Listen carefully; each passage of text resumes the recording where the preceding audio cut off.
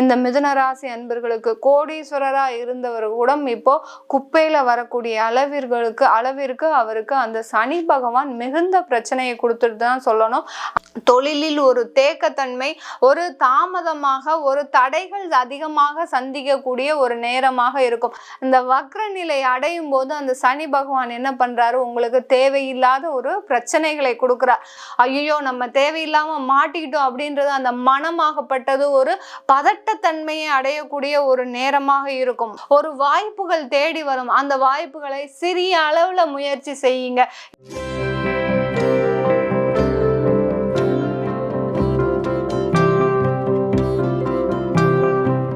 வணக்கம் நேயர்களே, நான் உங்கள் ஆஸ்ட்ரோ பூர்ணா, என் கணித ஜோதிடம் மற்றும் ஆன்மீக பரிகார ஆராய்ச்சியாளர். இன்னைக்கு நாம சனி வக்ர நிலை அடையும் போது கிடைக்கக்கூடிய பலன்களை பற்றி சிறப்பு பதிவாக பார்த்துட்டு இருக்கிறோம். அதனுடைய வரிசையில் மிதுன ராசி அன்பர்களுக்கு சனி பகவான் வக்ரகதி அடையும் போது கிடைக்கக்கூடிய பலன்களை இந்த பதிவில் தெளிவாக பார்க்க போகிறோம். அதற்கு முன்னாடி நீங்கள் இந்த சேனலில் முதன்முறையாக பார்க்குறீங்கன்னா சப்ஸ்கிரைப் பண்ணிக்கோங்க. பெல் பட்டனில் ஆல் ஆப்ஷன் சூஸ் பண்ணிங்கன்னா உங்களுக்கு என்னுடைய அடுத்தடுத்த பதிவுகள் நோட்டிஃபிகேஷன் வந்துட்டே இருக்கும். ஒவ்வொரு பதிவுலையும் பார்த்தீங்கன்னா உங்களுடைய ராசி அன்பர்களுக்கு, ஒவ்வொரு ராசி அன்பர்களுக்கும் ஒரு என்னென்ன பலன்கள் கோச்சார நிலவரப்படி கிடைக்க போகுது, அதே சமயத்தில் அதாவது கோச்சார நிலவரப்படி கிரகங்கள் பயிற்சி ஆகும்போது நீங்க வழிபாடு செய்யக்கூடிய அந்த தெய்வங்கள், அந்த தெய்வ வழிபாட்டின் மூலமாக சில மாற்றங்களை நீங்க உங்களுடைய வாழ்க்கையில கண்டிப்பா சந்திக்க முடியும். அதனால இந்த பதிவை நீங்க கடைசி வரைக்கும் ஸ்கிப் பண்ணாம பாருங்க. இந்த மிதுன ராசி அன்பர்களுக்கு இந்த சனி பகவான் 9ஆம் இடத்துல இருக்கிறார். இப்போ இயல்பு நிலையில 9ஆம் இடத்துல இருக்கிறார். மிதுன ராசி அன்பர்கள் அஷ்டம சனி நடக்கும்போது நிறைய ஒரு என்ன சொல்றது, அளவலாவிய அந்த அளவே கிடையாது. வானத்திற்கு எல்லை எப்படி இல்லையோ அந்த மாதிரி இந்த மிதுன ராசி அன்பர்களுக்கு அந்த பிரச்சனைகளுக்கு அளவே கிடையாது. யாரா இருந்தாலும் சரிங்க, அந்த அஷ்டம சனி நடக்கும்போது இந்த மிதுன ராசி அன்பர்களுக்கு கோடீஸ்வரரா இருந்தவர் கூட இப்போ குப்பையில வரக்கூடிய அளவிற்கு அவருக்கு அந்த சனி பகவான் மிகுந்த பிரச்சனையை கொடுத்துட்டு தான் சொல்லணும்.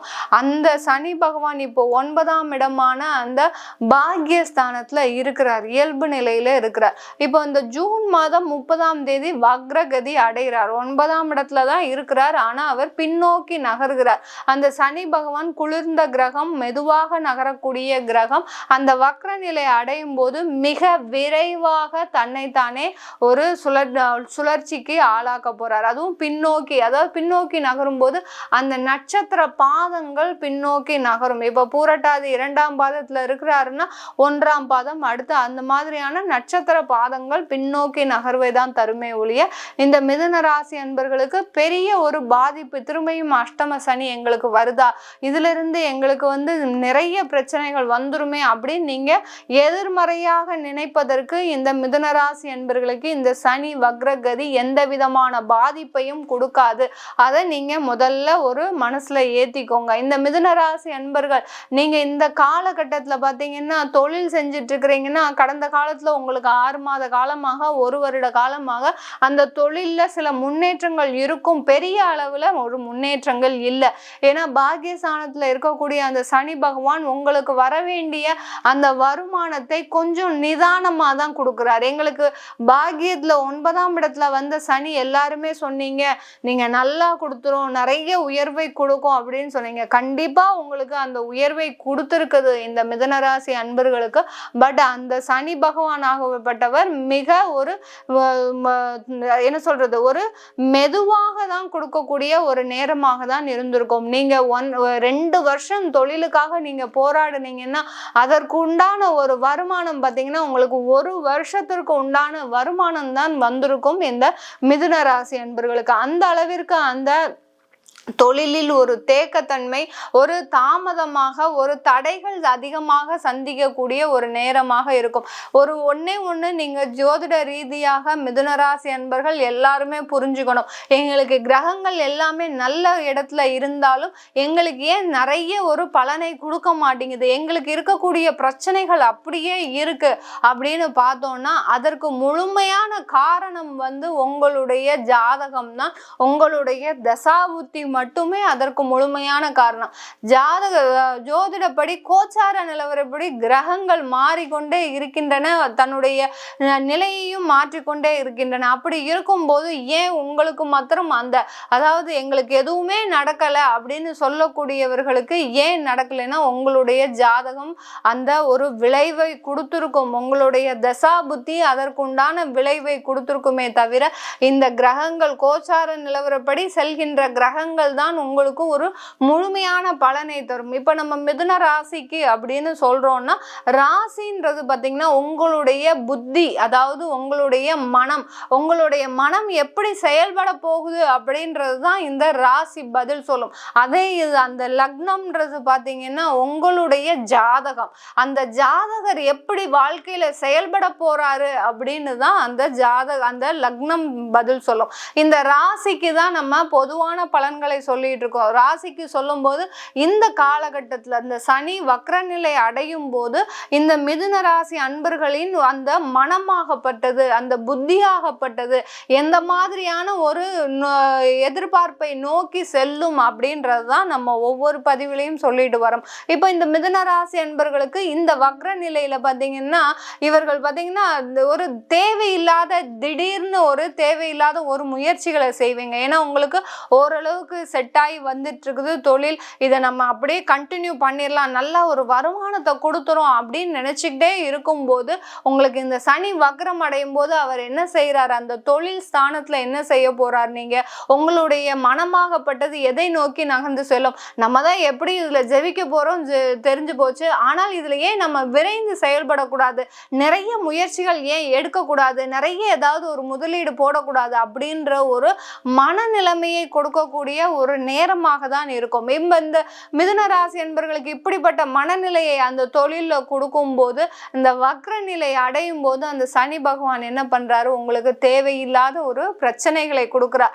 மிதுன ராசி என்பவர்களுக்கு இப்போ பின்னோக்கி நகர்கிறார். அதாவது அந்த 8ஆம் இடத்தையும் சேர்த்து உங்களுக்கு செயல்பட வைக்கும் போது அந்த திடீர்னு செய்யக்கூடிய அந்த முயற்சிகள் தேவையில்லாத பிரச்சனைகளை கொடுக்கக்கூடிய ஒரு முயற்சியா தான் இருக்கும்.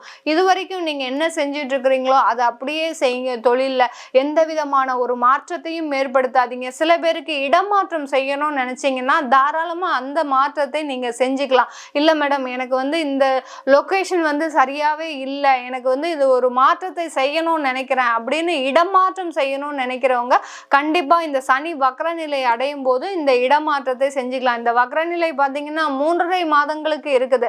அப்படி இருக்கும்போது நம்மளுக்கு இதுல ஒரு தொலைநோக்கு பார்வை எப்போதுமே இருக்க வேணும். இப்போ டெம்பரவரியா 1 மாத காலகட்டத்திற்கு இல்ல ஒரு 20 நாளைக்கு இந்த பிரச்சனைகள் இருக்குன்னா நம்ம அதுல ஒரு பெரிய ஒரு கண்ணுங்கருத்துமா செயல்பட வேண்டாம். இது 3.5 மாதங்களுக்கு இருக்கிறதுனால இப்ப எடுக்கக்கூடிய அந்த தொழில் சம்பந்தமாக எடுக்கக்கூடிய முயற்சிகள் எல்லாமே பாத்தீங்கன்னா உங்களுக்கு ஒரு சின்ன ஒரு தடைகளை கொடுக்கக்கூடிய ஒரு முயற்சியா இருக்கும். சில பேர் என்ன பண்றீங்க, இந்த மிதுன ராசி என்பர்கள் எங்களுக்கு திடீர் யோகங்கள் இருக்கு, எங்களுக்கு திடீர் அதிர்ஷ்டங்கள் இருக்கு அப்படின்னு சொல்லி அங்க கொண்டு போய் நீங்க பணத்தை போட்டுறீங்க. அந்த பணமாகப்பட்டது அப்படியே லாக் ஆகக்கூடிய ஒரு சூழ்நிலையா இருக்கு. இப்போ இந்த சனி வக்ரகதி அடையும் போது என்னவாகும், உங்களுடைய மனநிலைமை ஐயோ நம்ம தேவையில்லாம மாட்டிக்கிட்டோம் அப்படின்றது அந்த மனமாகப்பட்டது ஒரு பதட்டத்தன்மையை அடையக்கூடிய ஒரு நேரமாக இருக்கும். நீங்க போட்டது எப்பவுமே 6 மாசத்துக்கு முன்னாடியே உங்களுக்கு அந்த நிகழ்வுகள் நடந்தாச்சு, ஏமாந்துட்டீங்க. ஆனாலும் பாத்தீங்கன்னா இந்த காலகட்டத்தில் தான் உங்களுடைய மனமாகப்பட்டது ஒரு பதற்ற நிலையை அடைவதற்கு ஒரு காரணமாக இருக்கும். இப்போ என்ன பண்ணுவீங்க, எங்களுக்கு சனி வக்ர நிலை அடைஞ்சிருச்சு, ஆனா இப்போ பாத்தீங்கன்னா எங்களுக்கு ஏதோ ஒரு பதட்டமா இருக்கு அப்படின்ற மாதிரி நீங்க ஃபீல் பண்ணிக்கிட்டே இருப்பீங்க. இந்த மிதுன ராசி என்பர்கள் நீங்க ஏற்கனவே இழந்ததை நினைத்து பதட்டப்படக்கூடிய ஒரு நேரமாக இருக்கும் இந்த 3.5 மாதங்கள். அதனால இழந்ததை நினைத்து கவலைப்படாதீர்கள் மிதுன ராசி என்பர்களே.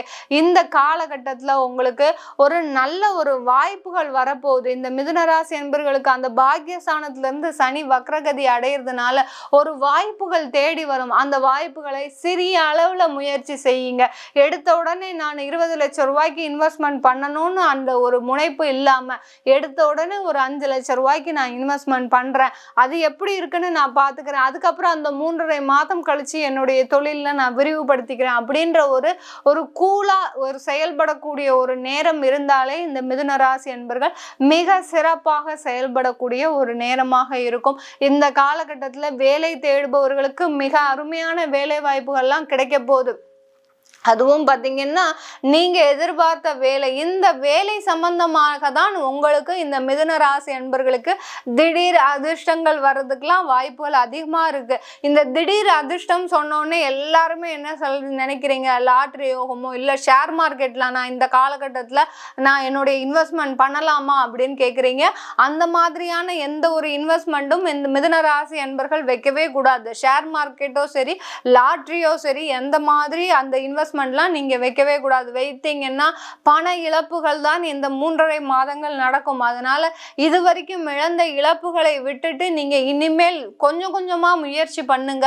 இந்த சனி வக்ர நிலை உங்களுக்கு உண்டான ஒரு நல்ல வாய்ப்பை கொடுக்கக்கூடிய ஒரு நேரமாக தான் இருக்க போது. இந்த மிதுன ராசி என்பர்களுக்கு திருமணம் சம்பந்தமான விஷயங்களை நீங்க ஒத்தி வைக்கிறது நல்லது. இந்த 3.5 மாதங்கள் இந்த ராசி அன்பர்களுக்கும் மிதுன ராசி அன்பர்களுக்கும் இந்த 3.5 மாதங்கள் நீங்க குலதெய்வ வழிபாடு இடைவிடாமல் செஞ்சுக்கிட்டே வாங்க. மாதத்திற்கு ஒரு முறை சென்று குலதெய்வ வழிபாடு உங்களுடைய மரபு மாறாமல் செய்யணும். அங்க என்ன கோயில்ல பொங்கல் வைக்கிறாங்கன்னா பொங்கல் வைங்க. அடுத்து பார்த்தீங்கன்னா அங்க ஒரு புடவை சாத்தி அந்த குலதெய்வத்திற்கு என்னென்ன இதெல்லாம் செய்யறாங்களோ அந்த பூஜை மரபு மாறாமல் செய்தீங்கன்னா தான் இந்த சனி வக்ர நிலை அடையும் போது உங்களுடைய சந்ததியினருக்கு எந்தவித பாதிப்பும் இல்லாமல் இருக்கும். இந்த மிதுனராசி அன்பர்களுக்கு இந்த காலகட்டத்தில் மிதுனராசி அன்பர்கள் வெளிநாடு வாழ் இருக்கிறவங்களுக்கு அந்த தொழில்ல கொஞ்சம் முன்னேற்றம் வரப்போகுது. உங்களுக்கு வர வேண்டிய பணவரவுகள் எல்லாமே வரக்கூடிய ஒரு நேரமாக இருக்கும்.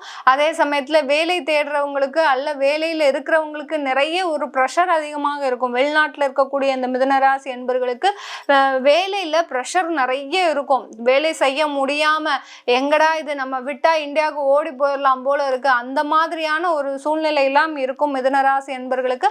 அதெல்லாம் எந்த முடிவுமே எடுக்காதீங்க. இன்னும் ஒரு 3.5 மாதம் கொஞ்சம் பொறுமையா இருங்க. உங்களுடைய சூழ்நிலையே மாறக்கூடிய அளவிற்கு எல்லாமே ஒரு நல்ல பலன்களை கொண்டு தரக்கூடிய ஒரு நேரமாக இருக்க போது. இது நம்ம சொல்லக்கூடிய பலன்கள் எல்லாமே கோச்சார நிலவரப்படி சொல்லியிருக்கிறோம். உங்களுடைய ஜாதகத்தை எடுத்துக்கோங்க. உங்களுடைய லக்ன பலன், அடுத்து பார்த்தீங்கன்னா உங்களுடைய தசாபுத்திக்கு என்ன பலன் இந்த சனி வக்ரகதி அடையும் போது இருக்கும்ன்றத பாருங்க. உங்களுக்கு சனி தசை நடக்குது இல்ல ராகு தசை நடக்குதுன்னா இந்த காலகட்டத்துல கொஞ்சம் உங்களுக்கு அதனுடைய விளைவுகளும் தாக்கங்களும் சுப பலன்களும் மிக அதிகமாக இருக்கும். ஏன்னா ராகுவும் வக்ர கிரகம், சனியும் வக்ர நிலை அடையும் போது இதனுடைய பாதிப்புகளோ சரி, இதனுடைய சுப பலன்களோ சரி 2 மடங்கு, அதாவது 10 மடங்கு அதிகமாக இருக்கக்கூடிய ஒரு நேரமாக இருக்கும். அதை பார்க்கணும்னு விருப்பப்படுறவங்க என்னுடைய கீழே இருக்கிற வாட்ஸ்அப் நம்பருக்கு அப்பாயின்மெண்ட் வாங்கிக்கிட்டு நீங்க என்கிட்ட கன்சல்ட் பண்ணிக்கலாம். ஜோதிட ரீதியாகவும் கலந்தாய்வு கொடுத்துட்டு இருக்கிறேன். அதாவது கவுன்சிலிங், குடும்பம் சம்பந்தமாக, இன்வெஸ்ட்மெண்ட் சம்பந்தமாக, அடுத்து பார்த்தீங்கன்னா படிப்பு சம்பந்தமாக, இந்த குழந்தை இந்த படிப்பு மேற்படிப்பு படிச்சா நல்லா இருப்பான் அப்படின்ற மாதிரி படிப்பு சம்பந்தமாக இந்த மாதிரி கலந்தாய்வுலாம் கொடுத்துட்டு இருக்கிறேன்.